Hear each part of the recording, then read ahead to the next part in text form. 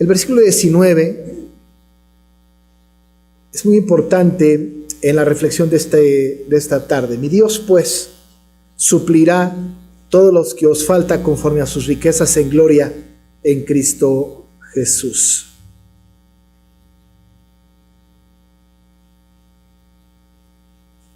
La vida del creyente, cualquier creyente, no es una vida fácil.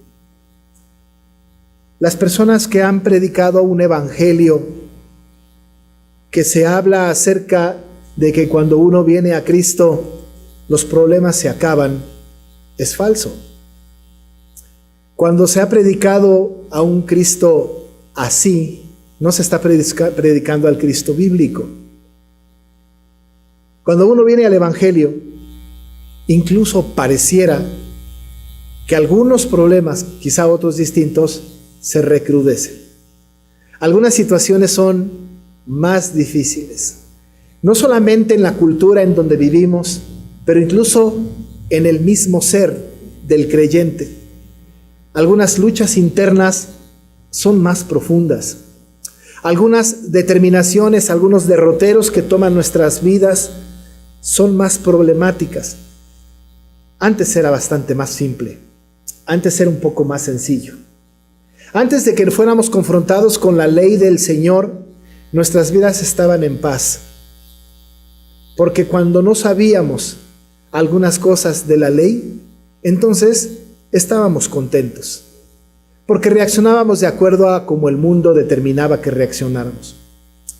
Pero cuando conocimos al Señor, cuando el Señor nos llamó y fuimos sensibles a su voz, y fue regenerado nuestro corazón y cambiados nuestros afectos, nos encontramos entonces con la ley.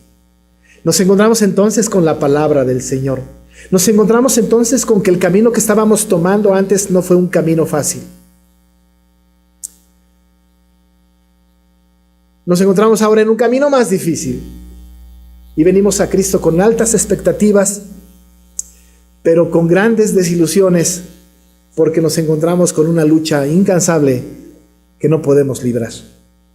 La gran pregunta que tiene el creyente entonces no es cómo acabar con los problemas de nuestra existencia, sino es cómo vivir y enfrentar los problemas de nuestra nueva existencia.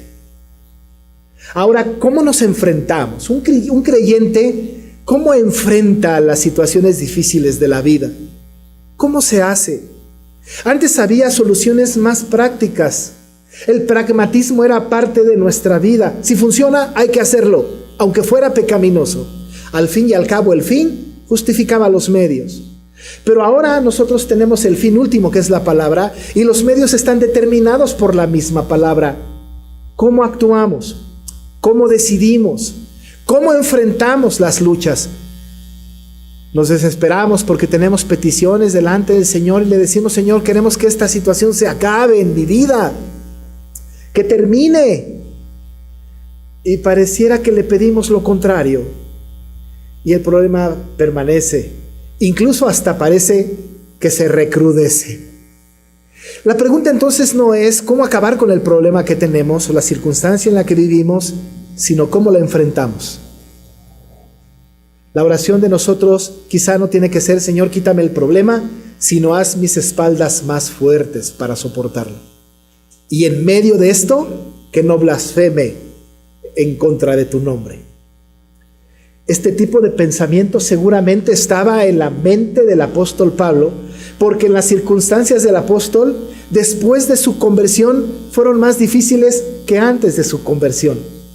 Antes de su conversión estaba congraciado con las autoridades romanas, estaba elevado, era reconocido, incluso hasta alabado. Tenía grandes logros y era un personaje que tenía grandes relaciones, muy reconocido. Seguramente los problemas que enfrentaba él los fue solucionando poco a poco conforme a las costumbres del mundo. Uno de los problemas que quería solucionar era el problema de acabar con los cristianos. Y la manera humana de acabar con los cristianos era trayéndolos a prisión, incluso en algunos casos consintiendo con la muerte de los cristianos o incluso participar quizá intelectualmente o físicamente, en la muerte de algún hermano. Estas situaciones para el apóstol Pablo debieron haber sido bastante fáciles antes de conocer a Cristo, pero conoció a Cristo. Le llama y su vida cambió. Lo encontramos ahora al final de este libro, haciendo una serie de reflexiones que son importantes después de nosotros entender que él estaba prisionero en Roma y que estaba, pues, sin él saberlo, ¿no? Porque él quizá no va a tener el destino que pensaba en ese momento, pero estaba esperando quizá una ejecución. Los problemas eran distintos. Cómo él enfrentó sus situaciones. Al final de la carta, en donde le está escribiendo a los filipenses acerca de las circunstancias de la vida, cómo las tienen que enfrentar, hablando él acerca de sus necesidades, diciendo él que ha aprendido a vivir en la pobreza y también ha vivido en la abundancia, entendiendo él que su vida tiene que estar llena de contentamiento, sea cual fuere su situación, cualquiera que fuere, tenía que estar en contentamiento. Y tenía que aprender esta cosa muy, muy importante para el creyente, como estar contento cualquiera que fuera su situación. Remata este mini proceso de pensamiento en una afirmación diciendo que todo lo puede en Cristo que le fortalece. Vivir en la pobreza o vivir en la abundancia, lo puede hacer, porque la fuerza de su poder no está en sus capacidades, sino está en Cristo. Por eso dice, todo lo puedo, pero en Cristo, porque Él es el que lo fortalece. Siempre Cristo en medio. Él tiene que vivir una vida de contentamiento, ya resumido, que en Cristo todo lo puede, porque Él es quien le fortalece. Nutrido de esta convicción, nutrido de esta verdad, el apóstol sigue hablando a estos filipenses acerca de su condición, acerca de su situación. Les alaba porque se han cuidado, han tenido cuidado de él y que han sido diligentes en atender sus necesidades, porque además han participado de sus tribulaciones, lo cual nos habla de que finalmente él asoma por primera vez el asunto de su boca o de su pluma, de que él ha tenido tribulaciones. Pero ya al final, amados hermanos, este versículo, que puede ser leído de una manera muy rápida, está lleno de una experiencia viva de un cristiano auténtico acerca de cómo es la convicción de una persona que sabe que quizás su problema no se va a acabar. Termina él este libro casi diciendo, mi Dios pues suplirá todo lo que os falta conforme a sus riquezas en gloria en Cristo Jesús. ¿Lo dice para consolar a los filipenses de algo? Posiblemente no. ¿Lo dice para decírselo a sí mismo, para entender que él ha experimentado la suplencia, la providencia de Dios en su vida? Es posible que sí. O es posible que las dos cosas. Porque él se está dirigiendo a los filipenses y les está hablando a ellos. Él dice, mi Dios pues les suplirá a ustedes. Pero está involucrado él en esta experiencia de la providencia maravillosa del Señor. Parte del contentamiento tiene que ver con la convicción de la providencia de Dios en nuestras vidas. Ahora, el apóstol, al final de su carta, las últimas palabras que tiene están dirigidas a estos filipenses para hablar acerca de que ellos no deben preocuparse, tampoco Pablo, de que cualquiera que fuere su situación, Dios está en control. Dios tiene el control de sus vidas. Y siendo Dios el que tiene el control de su vida, entonces Él es el gran suplidor, el gran providente. Analizando el texto en su contexto, nosotros sabemos que el apóstol Pablo está siendo encadenado. Pero también el apóstol sabe que en todas las circunstancias de su vida, el Señor le ha cuidado con un amor increíblemente diligente.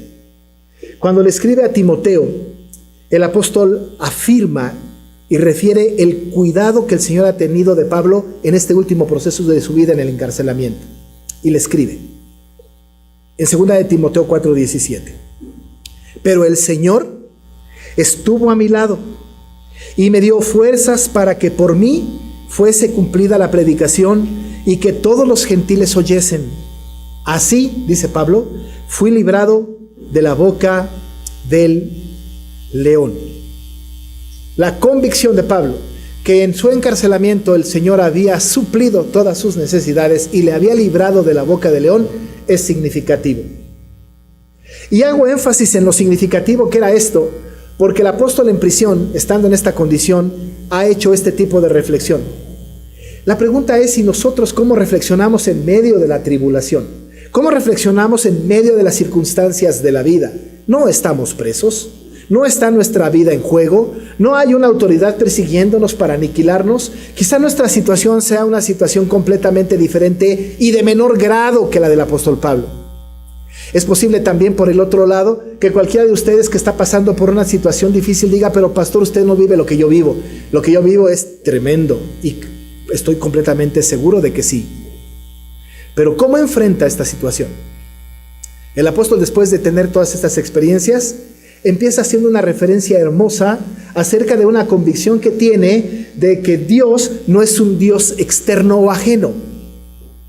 Algo que es muy importante en el texto es que no está viendo el apóstol Pablo a un Dios distante, a un Dios que está desentendido de mi condición. La manera como el apóstol empieza esta última reflexión está diciendo: mi Dios, este Dios mío, el que me pertenece, casi está diciendo. Claro que Dios no le pertenece a nadie en particular, pero se atribuye a él esta situación diciendo: es mi Dios. Cuando él está diciendo mi Dios, está hablando de que tiene una relación plena con el Dios que se le ha revelado, que le ha hablado, que le ha dirigido, que le ha sustentado. Amado hermano, cuando yo tengo una experiencia con Dios, cuando tengo una experiencia difícil en mi vida y en fe salgo adelante, encarno más la presencia de Dios en mi vida y digo cosas como: mi Dios maravilloso. Pero cuando me encargo por mí mismo, cuando las circunstancias son por mi propia fuerza y mi propia voluntad y salgo adelante, puedo decir: esto Dios nada tiene que ver. Esto lo hice yo. Mi fuerza, mi capacidad, mi inteligencia, mis habilidades, mis estudios, qué sé yo. Entonces soy yo. Pero el pensamiento del apóstol Pablo no es antropocéntrico. Aquí está dirigiendo la mirada de los filipenses a Dios diciendo: mi Dios. Él es el suplantador, Él es el sustitutor, Él es el providente. Es mi Dios. Y se refiere a Dios de una manera tan cariñosa, hermanos. En la Biblia pocas veces el apóstol Pablo dice esto. Hace referencia a Dios como suyo, mi Dios, porque he vivido experiencias maravillosas con Él. Recuerde que Él piensa que está a punto de morir.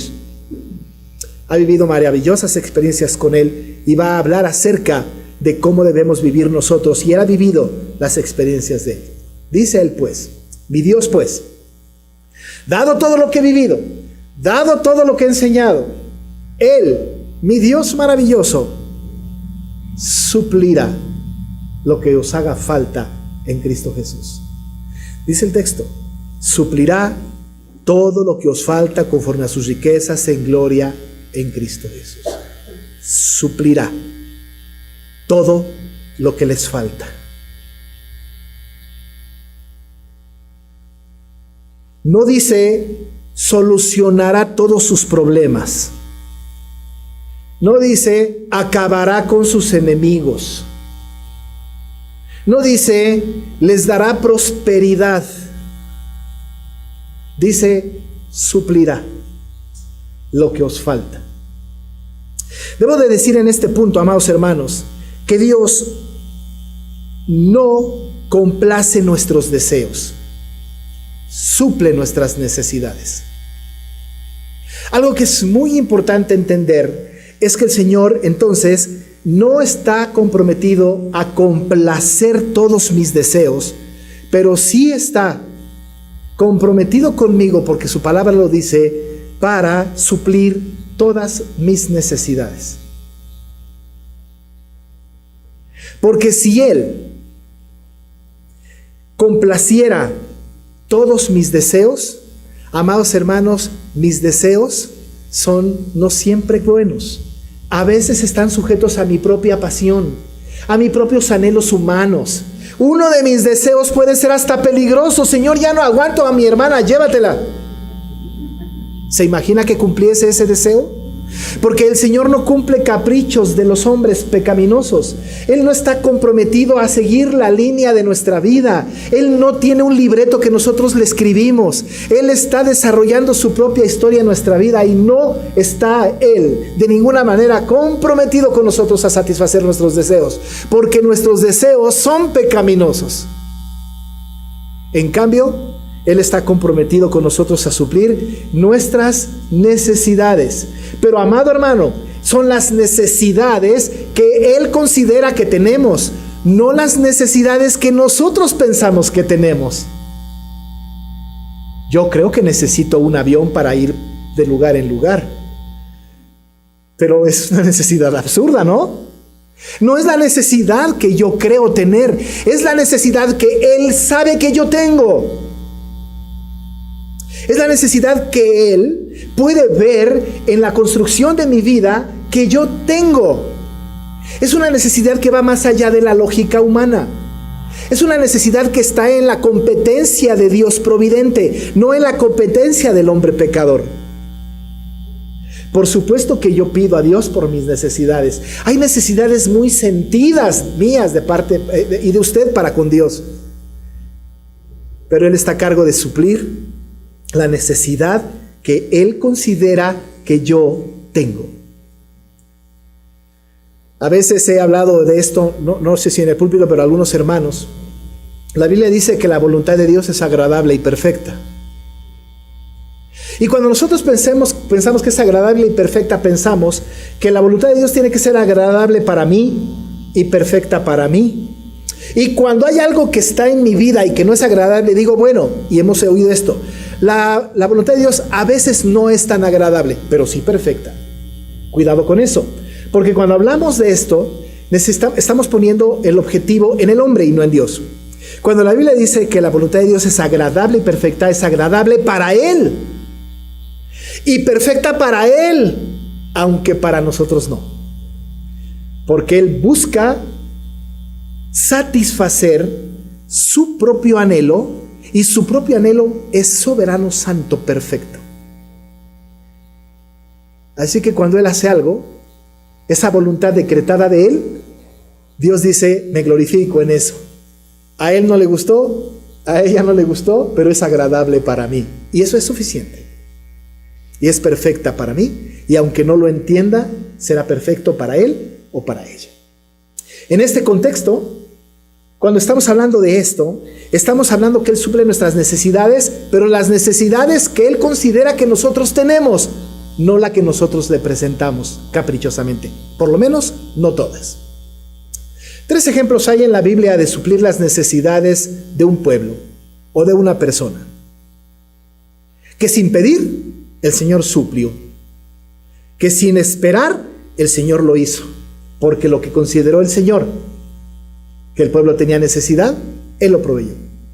Primer ejemplo, el pueblo de Israel sale de Egipto, sale de la esclavitud después de 430 años de esclavitud y se va al desierto. Estando en el desierto, el pueblo que no sabe vivir en libertad tiene necesidades que no sabe que tiene, porque en Egipto cuando tenía hambre, nada más decía tengo hambre y le daban de comer. Tenía dónde dormir, tenía dónde beber agua, tenía dónde enterrar a sus muertos. Quejas que a lo largo de todo el desierto el pueblo tuvo para con Moisés. El pueblo no tenía la menor idea de todo lo que enfrentarían en el desierto. Pero un día el Señor cubrió su necesidad. Y cuando el pueblo tenía hambre, el Señor mandó comida para ellos. Tanto así que el pueblo decía, ¿qué es esto? Y así se llamó, maná, porque maná significa, ¿qué es esto? Y le mandó codornices. Y cuando tenía sed, Moisés pegaba en la peña y salía agua y satisfacía las necesidades físicas del pueblo. Pero porque Dios sabía de lo que tenía necesidad y les daba lo que Él consideraba que era necesario para ellos, hermanos, no les dio una nación grande y poderosa en ese momento. Ni siquiera les dio un mapa para seguir en línea recta hacia tierra prometida. Lo que el pueblo quería no se los dio. Moisés pidió, Señor, dime hacia dónde vamos. Y el Señor le dijo: mi presencia irá contigo. Es todo lo que necesitas saber. El pueblo tenía que entender que el Dios Todopoderoso era el que suplía la necesidad del pueblo conforme a lo que él consideraba, y fue supliéndola en el camino. No solamente suplió las necesidades físicas, sino incluso las emocionales también. Las espirituales, por cierto. Y en la repetición de la ley, en Deuteronomio, Moisés reflexiona sobre este asunto y escribe: pues Jehová tu Dios, le dice al pueblo, te ha bendecido en toda obra de tus manos. Él sabe que andas por este gran desierto. Estos 40 años, Jehová tu Dios ha estado contigo y nada te ha faltado. Pero estaba en el desierto, pero nada te faltó. Pero estaba en la situación más horrible, pero nada te faltó. Nosotros podemos argumentar, amado hermano, pero nosotros no tenemos trabajo, estamos en una situación terrible, pero podemos reflexionar juntamente con Moisés al pueblo: pero ¿sabe qué? Nada nos ha faltado. ¿Y por qué? ¿Por nuestra capacidad? ¿Por nuestra linda cara? ¿Por nuestras habilidades de conseguir recursos? Amado hermano, no. Porque mi Dios pues suplirá lo que os haga falta en Cristo Jesús. Porque Él ha sido el que ha suplido la necesidad. El segundo ejemplo de suplir una necesidad física está en el profeta Elías. Elías fue a presentarse allá delante de Acab y le dijo: no habrá lluvia ni rocío sino por mi palabra, le dijo al rey. El rey no hizo caso. Saliendo Elías del palacio, vino una sequía que, según el testimonio de Santiago, fue por 3 años y medio. Una gran sequía. La gran sequía trajo como consecuencia gran hambre. Moría mucha gente, moría todo el ganado, no daba fruto la tierra. Y Elías tuvo que irse ahí al arroyo de Querit. Y el Señor le sustentaba todos los días. Mire cómo dice la Biblia, primero de Reyes 17:6 y luego 16. Y los cuervos le traían pan y carne por la mañana, y pan y carne por la tarde, y bebía del arroyo. Él no lo pidió, pero el Señor suplió en medio de una terrible sequía. Cuando ya no hubo, se fue con la viuda de Sarepta. ¿Y sabe qué pasó? Dice la Biblia en el verso 16: y la harina de la tinaja no escaseó, ni el aceite de la vasija menguó, conforme a la palabra que Jehová había dicho a Elías. No le faltó absolutamente nada, en medio de una gran sequía. ¿Por qué pasó esto? Porque mi Dios pues suplirá todo lo que os falta conforme a sus riquezas en gloria.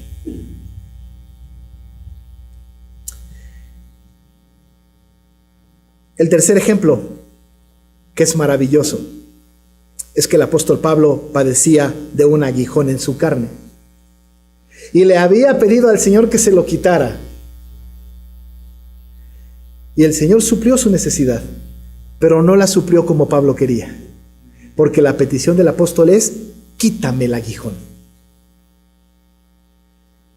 Y el Señor le suplió espiritualmente, tan maravillosamente, que lo más lindo que le pudo haber pasado al apóstol Pablo fue que el Señor le dijera: bástate mi gracia. Mi gracia es absolutamente mayor que tu aguijón. Mi gracia es absolutamente mayor que tu alimento. Mi gracia es absolutamente mayor que tu necesidad más apremiante. Porque sin gracia puedo comer, sin gracia puedo estar sano, pero sin gracia no voy al cielo. Mi Dios pues suplirá, dice el apóstol a los filipenses, mi necesidad emocional, mi necesidad física, mi necesidad espiritual. Después de que el Señor le dijo esto a Pablo, no volvió a pedir que le quitara el aguijón de su carne, sino me gozo en mis debilidades. El Señor maravilloso no está pues comprometido de ninguna manera a cumplir nuestros deseos, pero sí a suplir nuestras necesidades. Pero por otro lado, según el texto, la manera en que el Señor suple, o los recursos que el Señor tiene para suplir las necesidades de sus hijos, tienen que ver con todas sus riquezas en gloria. Él es dueño de todo. La provisión con que Dios proveerá a todas nuestras necesidades son como conviene al Señor. Tiene que ver con que Él es el dueño de todo, administra todo, y conforme a sus riquezas Él suple mi necesidad emocional, física o espiritual. No hay manera de que el Señor haya algo que no pueda suplir en mi necesidad. Porque cuando yo pienso que el Señor no puede suplir tal o cual necesidad, no estoy pensando que suplirá mi necesidad según las riquezas que Él tiene. El Señor es absolutamente rico, es más rico que cualquiera que pudiera existir sobre la faz de la tierra, porque Él es dueño de toda la tierra y de todo el universo, de todos los tiempos. Dice la Escritura que es el dueño del oro y de la plata. El Salmo 24 dice que de Jehová es la tierra y su plenitud, el mundo y los que en él habitan. Él es el dueño de todo el universo, lo visible y lo invisible, lo objetivo y subjetivo, lo tangible y lo intangible. Siendo este Dios maravilloso en el que creemos, el que es dueño de todo cuanto existe, ¿será que no pueda suplir la necesidad más apremiante de mi vida? Por supuesto que sí. Por supuesto que lo puede hacer. Por supuesto que lo hace. Lo hace conforme a las riquezas de su gloria, de acuerdo a sus recursos. Y Él es el dueño de todos los recursos. No hay una sola cosa, hermano o hermana, ni una sola de las necesidades que ustedes tengan que no tenga Dios la capacidad de suplir, porque Él es el dueño de todo. El parámetro es alto. Y cuando digo dueño de todo, suple la necesidad emocional, física y espiritual del creyente y del no creyente. Porque la gracia maravillosa de Cristo, del Señor, va a abarcar hasta el no creyente. ¿Por qué no ha aniquilado a los perversos? Porque su gracia les alcanza a ellos. Seguramente si mueren sin Cristo se van al infierno de todas maneras, pero mientras que estén vivos, el Señor suple de todas maneras, conforme a las riquezas de su gloria. Porque es Dios, es el dueño de todo. Es el dueño de absolutamente todas, pero todas las cosas. Quizá por eso el apóstol Pablo, reflexionando en esto, le dice a los Efesios, en el capítulo 3, verso 14 al 16: por esta causa doblo mis rodillas ante el Padre de nuestro Señor Jesucristo, de quien toma nombre toda familia en los cielos y en la tierra, para que os dé conforme a las riquezas de su gloria. Amados hermanos, el Señor nos ha dado mucho más de lo que pensamos, de lo que queremos. Ha suplido la necesidad que todavía no tiene. Ha suplido la necesidad que tiene. Y hasta este momento ha sido Dios benévolo con cada uno de nosotros, supliendo nuestras necesidades, quizá no como nosotros queremos, pero efectivamente conforme lo que Él considera que debe cubrir en nuestra necesidad.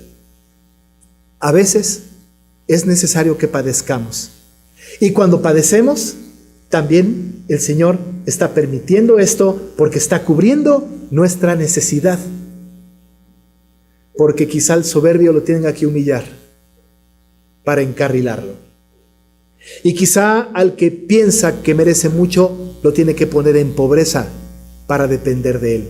Él cubre, suple nuestra necesidad conforme a lo que Él determina sobre cada uno de nosotros. Además, Lo hace en Cristo Jesús. Por la intercesión de Él, por la obra de Él, por la participación de Él en nuestra vida, el Señor suple nuestra necesidad. Y Dios tiene cuidado de las aves. ¿Cómo no va a cuidar de nosotros? Y Dios viste las flores del campo. ¿Cómo nos va a descuidar a nosotros que somos corona de su creación? Es un Dios maravilloso, que en medio de la más grande de las crisis, de la más trágica de las condiciones de nuestra vida, nosotros sabemos que Él suplirá lo que nos haga falta en Cristo Jesús.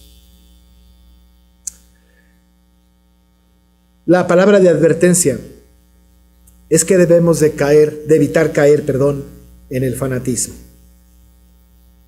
No nos podemos abandonar a nosotros mismos como diciendo, bueno, pues entonces no haré nada y que supla Dios mi necesidad. Esto no es así, de ninguna manera. Dice el apóstol Pablo a los tesalonicenses, si alguno no quiere trabajar, que tampoco coma. Y a veces será necesaria la crisis para cubrir nuestra necesidad de entender que tenemos también una responsabilidad de laboriosidad, de responsabilidad, porque es algo que el Señor nos ha mandado por hacer. Pero amados hermanos, nuestro Dios maravilloso es un Dios que suplirá todo lo que nos haga falta conforme a las riquezas de su gloria en Cristo Jesús. Sea lo que sea que estemos viviendo o pasando, sea lo que sea, Dios no está comprometido a quitarnos el problema de encima, ni a cumplir nuestros deseos, sino a suplir nuestra necesidad, o física, o emocional, o espiritual. Y cuando entendemos esto, ¿qué cree? Entonces vivimos en contentamiento. Ya no me quejo. Estoy contento y soy tan feliz, como hemos dicho, que no me doy cuenta de lo infeliz que soy. Porque mi Dios suple lo que me falta según sus riquezas en gloria en Cristo Jesús. Oramos. Padre, pues lo leemos, lo entendemos, pero qué difícil es. Porque el devenir de los días, las circunstancias constantes que nos asedian, los problemas económicos, de salud, los emocionales, los espirituales, ganan muchas veces la batalla. Pero Señor, hemos sido ciegos porque en el paso de nuestra vida Tú has suplido. Y con creces. Gracias, Señor. Gracias por Tu providencia maravillosa. Porque a cada uno de nosotros, Señor, otorgas lo que Tú tienes planeado y nosotros debemos estar en contentamiento con eso. Amoroso Dios, haz que esta iglesia tenga la convicción de que Tú, Señor, suplirás todo lo que nos haga falta conforme a Tus riquezas en gloria en Cristo Jesús. En ese nombre oramos. Amén.